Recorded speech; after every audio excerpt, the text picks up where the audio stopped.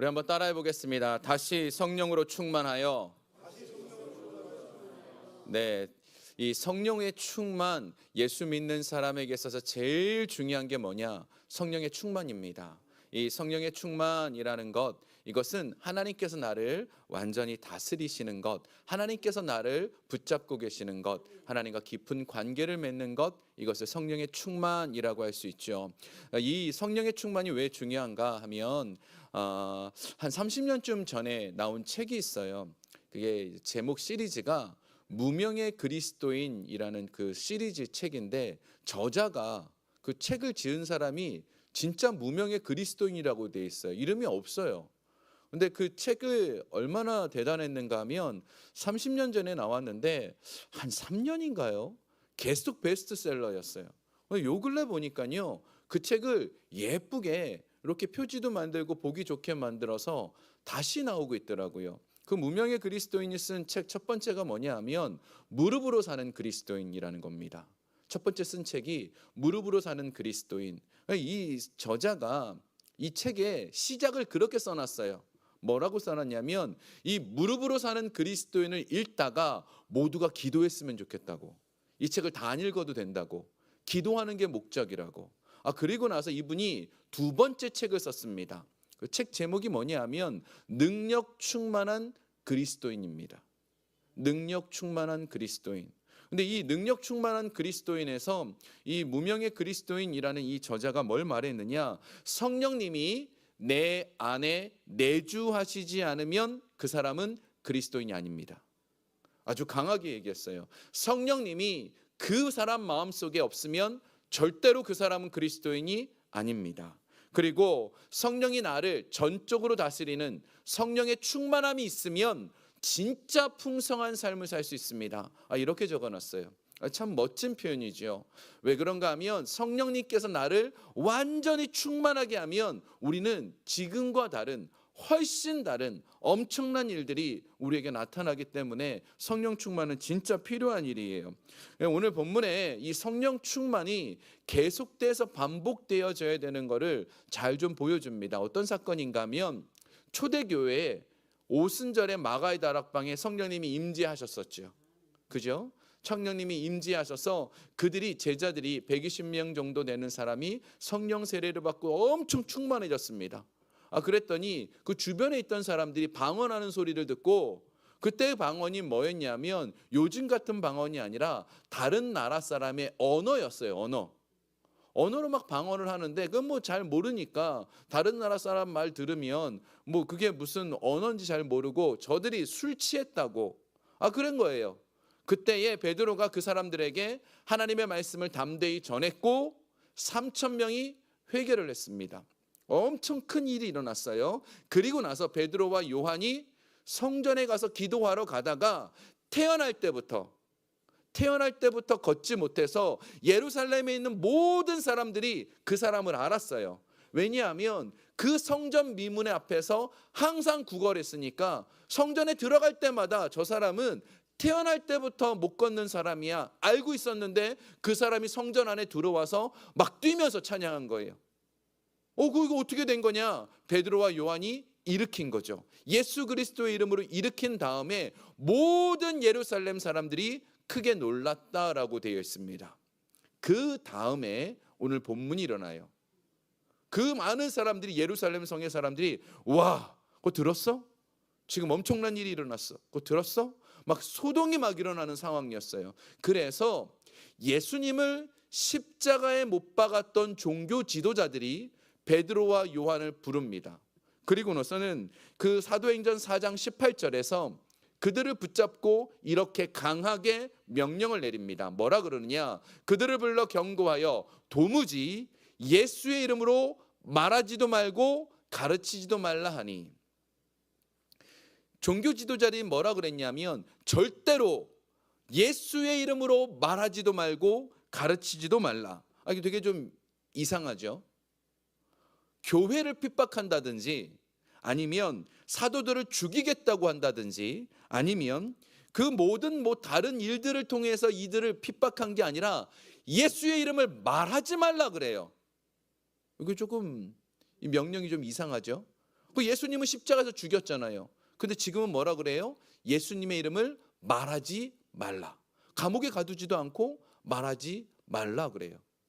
이게 마귀가 쓰는 방법이에요. 마귀는요, 우리가 교회를 나가는 것도 It's okay, 괜찮아, 나가. 찬양을 하는 것도 부르라고 뜨겁게 부르라고.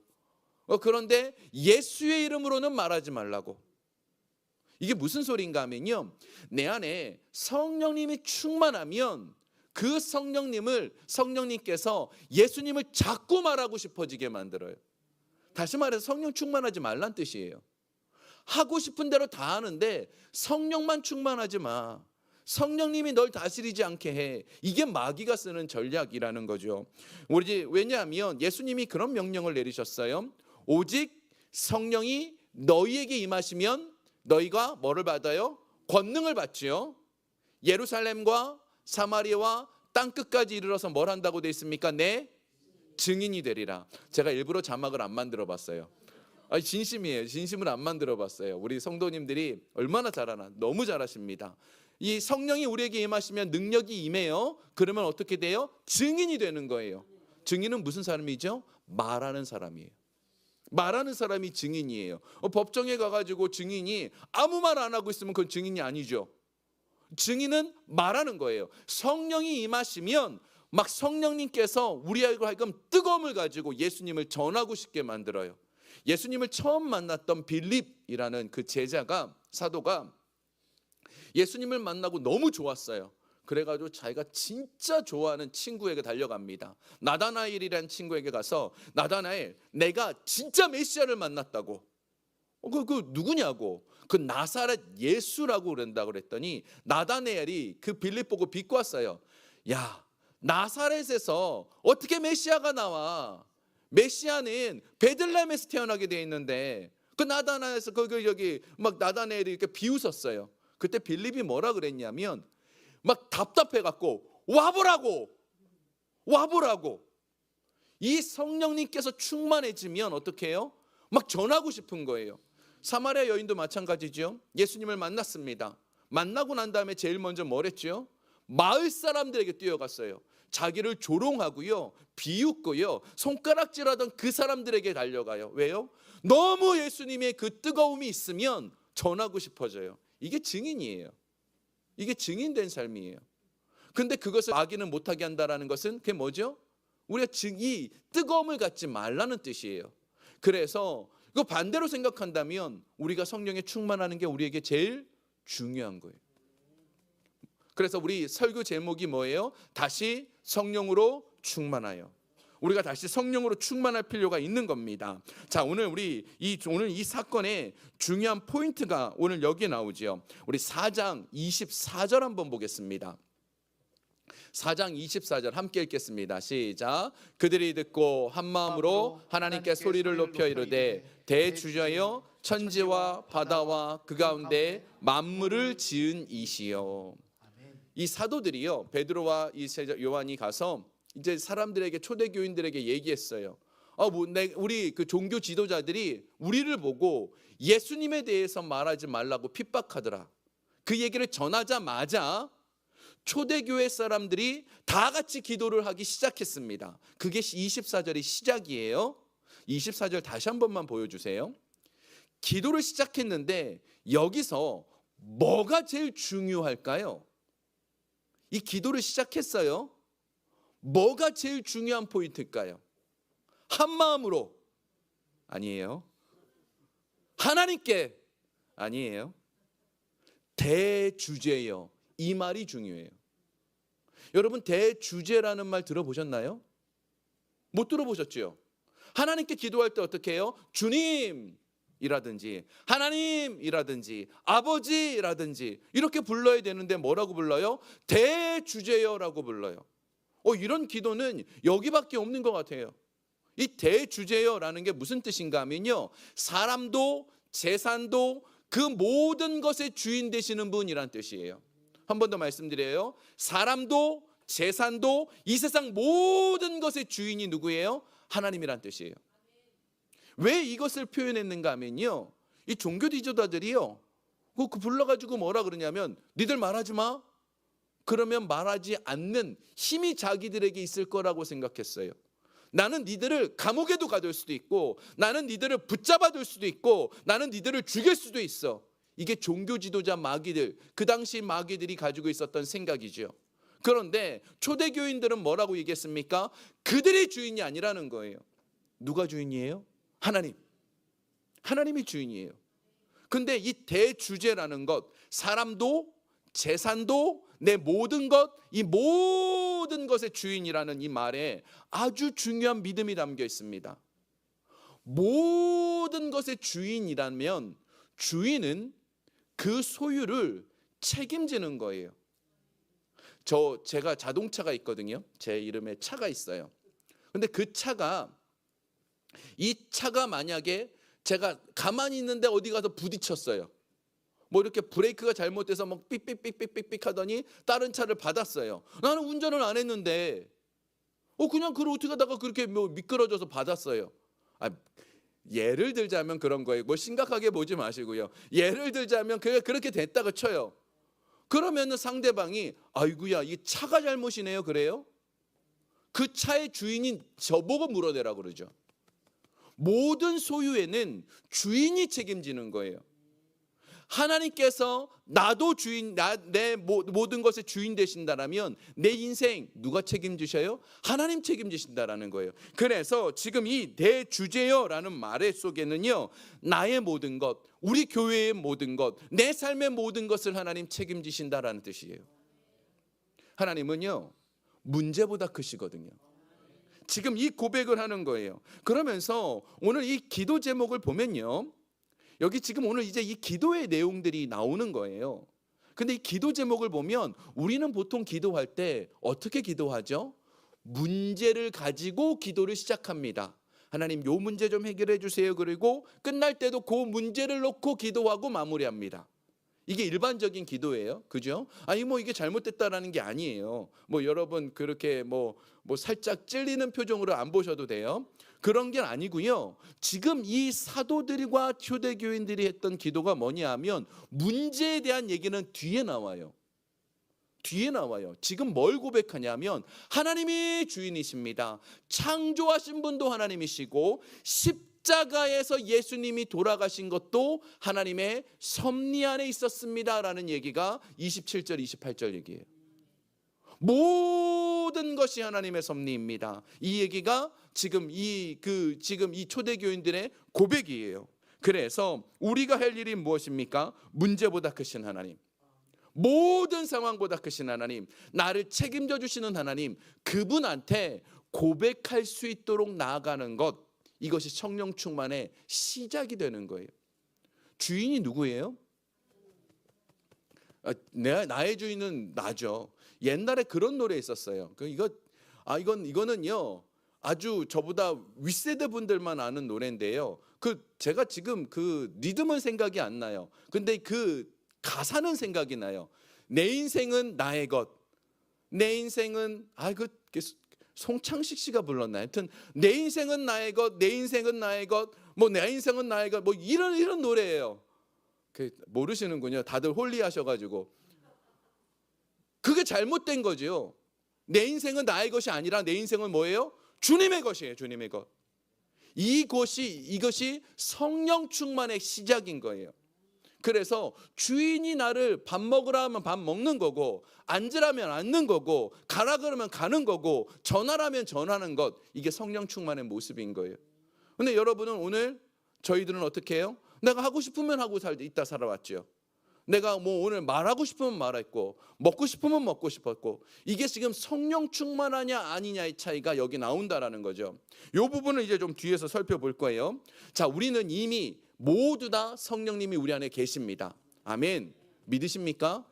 이거는 다 아멘 하셔야 돼요. 여기 이 정도의 여기 예배 드릴 정도면 성령님의 내주가 없으면 오시지 않아요. 장로 회장님이 아무리 전화했어도요 오시지 않아요. 오늘 이 자리에 오시는 건 어디예요? 성령님이 내 안에 내주하시기 때문이에요. 근데 성령의 충만함이 한번 받았으니까 내주하시는 거예요. 한번 받은 사람이니까 내주하는 거예요. 하지만 다시 받아야 돼요. 다시 성령의 충만함을 계속 받아야 돼요. 우리 사도행전 2장 4절 한번 보겠습니다. 함께 읽겠습니다. 그들이 다 성령의 충만함을 받고 성령이 말하게 하심을 따라 다른 언어들로 말하기를 시작하니라. 다 성령의 충만함을 받고가 지금 처음 성령 세례 받은 거예요. 그 다음 오늘 4장 31절 다시 성령님 받은 거예요. 4장 31절 함께 읽겠습니다. 빌기를 다음에 모인 곳이 진동하더니 무리가 다 성령이 충만하여 담대히 하나님의 말씀을 전하니라. 과거에 내가 성령 충만한 거 가지고는 오늘을 못 살아요. 과거에 나는 옛날에 엄청 뜨거웠어요. 엄청 섬겼어요. 엄청 많은 일을 했어요. 그건 옛날 얘기예요.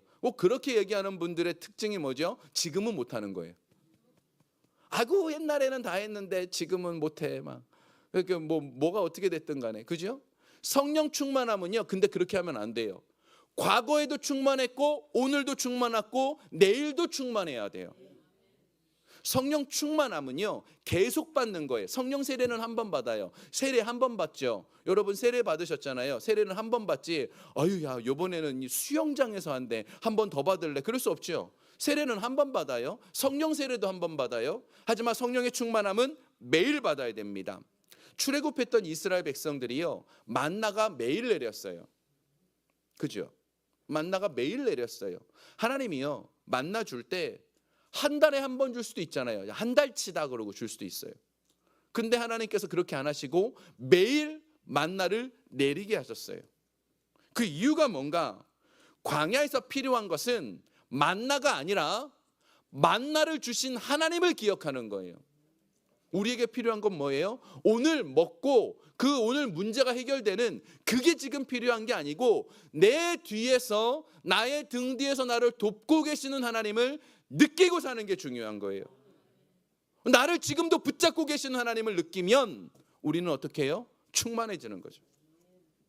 우리 출애굽기 16장에 보면 이 만나에 대해서 얘기를 합니다. 16장 4절 함께 좀 읽겠습니다. 그때 여호와께서 모세에게 이르시되 보라 내가 너희를 위하여 하늘에서 양식을 비같이 내리리니 백성이 나가서 일용할 것을 날마다 거둘 것이라. 이같이 하여 그들이 내 율법을 준행하나 아니하나 내가 시험하리라. 이게 지금 4절이에요. 매일 나가라 그랬습니다. 6절 한번 보겠습니다. 모세와 아론이 온 이스라엘 자손에게 이르되 저녁이 되면 너희가 여호와께서 너희를 애굽 땅에서 인도하여 내셨음을 알 것이요. 하나님이 나를 붙잡고 계신다라는 걸 아는 것, 이게 성령의 충만함이에요. 이걸 좀 매번 충만하게 느껴야 되는 거예요. 며칠 전에 만약에 여기저기 베어 마운틴에 가면 공기가 좋더라고요. 제가 갔다 오진 않았어요.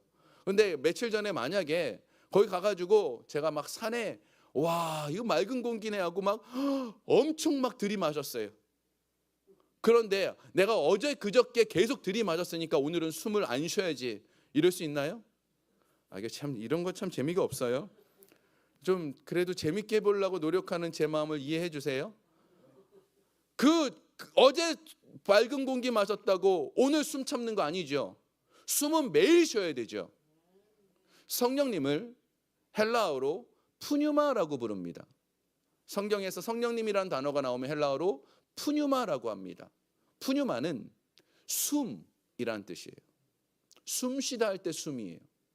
성령님은 숨입니다. 히브리어도 마찬가지죠. 루하흐 호흡입니다. 호흡.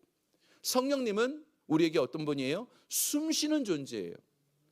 숨은 매일매일 항상 쉬어야 되듯이 성령의 충만함은 항상 지금 이 순간 내가 느껴야 되는 거예요. 제가 이 부분을요, 이 성령의 다시 충만함을 받아야 된다라는 오늘 4장 31절이 얼마나 감사한지 몰라요.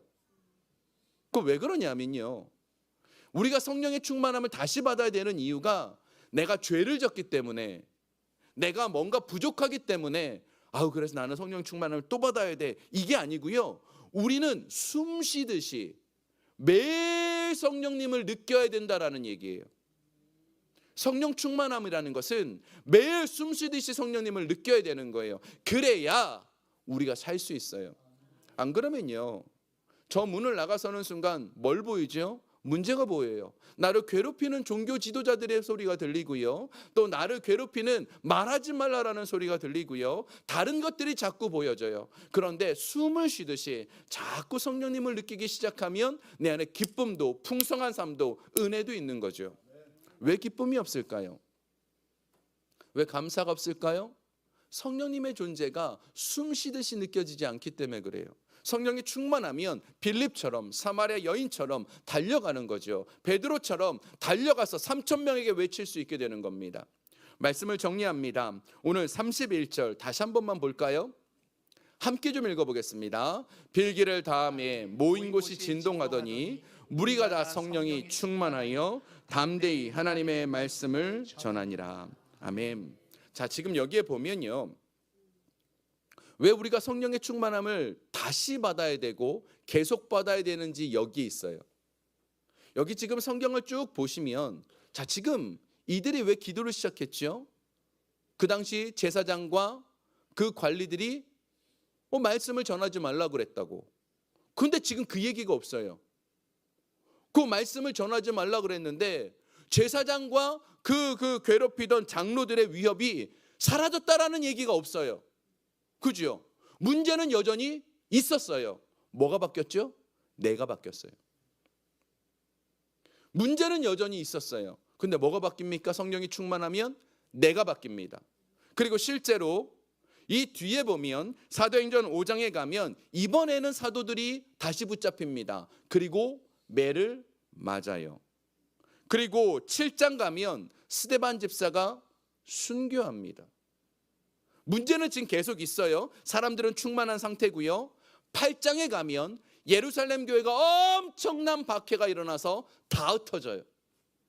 야, 이거 지금 심각한 문제죠. 성령에 충만한데 오히려 문제는 더 어려워졌네요 라고 생각할지 모르겠습니다만, 오히려 사도행전 8장에 예루살렘 교회가 흩어짐으로 인해서 어떤 일이 벌어지느냐, 전 세계에 복음이 증거됩니다. 우리의 입장에서 보면 문제는 여전히 있어요. 근데 하나님의 입장에서 보면 엄청난 일들이 지금 일어나고 있는 거예요. 문제가 없어지는 게 중요한 게 아니고 뭐가 중요해요? 내가 바뀌는 게 중요해요. 여러분의 삶에 이것이 해결받다고 이것이 중요한 게 아니에요. 그건 해결받아도 또 문제는 또 생겨요. 근데 나만 바뀌면 나로 말미암아, 내 입술로 말미암아, 내 행위로 말미암아 하나님의 영광이 드러나고 놀라운 일들이 나타나고 내가 쓰임받게 돼요. 사람의 인생 한 번 왔다 갑니다. 두 번도 아닙니다. 한 번 왔다 갑니다. 멋지게 하나님 앞에 쓰임받다, 성령 충만하여 하나님께서 나를 사용하시다, 하나님 부름받는 멋진 인생 되어야 되지 않겠습니까? 성령의 다시 충만함을 사모하십시오.